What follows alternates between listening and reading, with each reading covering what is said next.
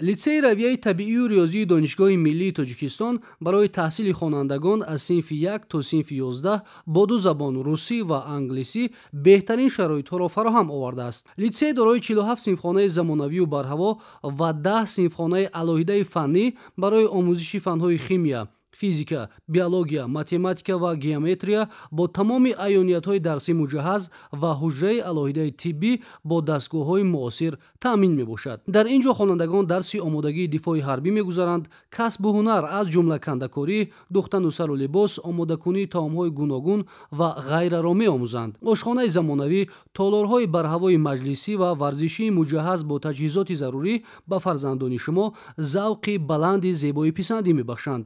Агар мехоҳед ки фарзандони шумо дар навтарин литсей ва беҳтарин шароит бо ҷалби устодони варзида ва муаллифони китобҳо ба таҳсил фаро гирифта шаванд, пас марҳамат ба литсеи равияи табиию риёзии донишгоҳи миллии Тоҷикистон.